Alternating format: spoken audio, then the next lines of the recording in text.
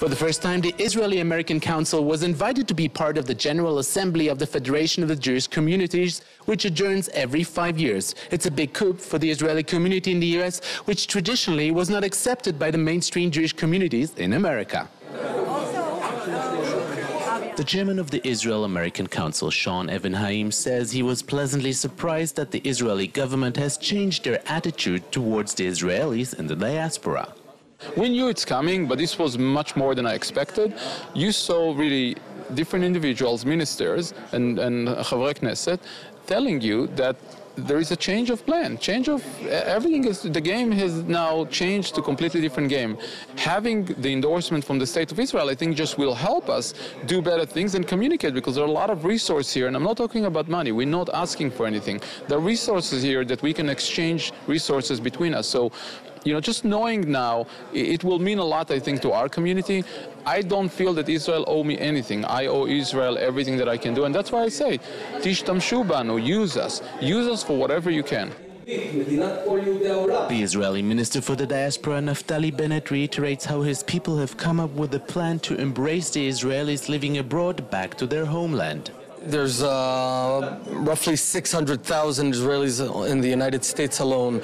We don't sever our relations with them. They're part and parcel of being Israeli. These days, people fly back and forth. I myself lived 4 years in Manhattan, so this flow of Israelis coming abroad and coming back, I think that's something that's here to stay. For the past 2,500 years, we've had a strong diaspora and tried to have an ongoing presence in Israel. So we want to strengthen this relationship, but it's got to be a partnership. It's not about going to the States and raising money or seeing the Jews only as a source for Aliyah, but viewing them as true partners. We're looking at a series of ideas how to engage and partner with the Jews and Israelis living abroad. Among them is having them participate or have more levers of influence on what goes on in Israel.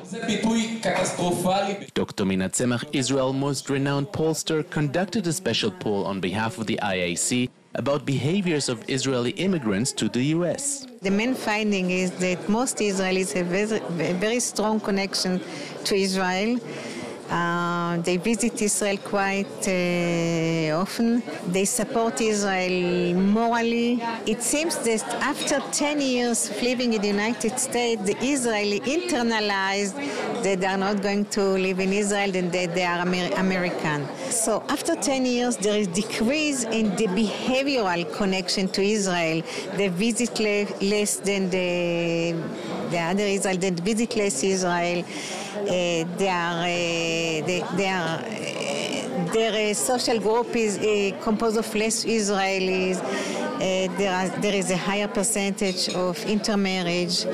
However, when it pertains to attitudes, to support morally Israeli, the longer you are in the state, the stronger you support Israeli morally and defend its image. The event included many revelations by Israeli politicians who for the first time came to support Israelis who left the country in public. For Jane 1, I'm Ron Jacobson at the GA in Jerusalem.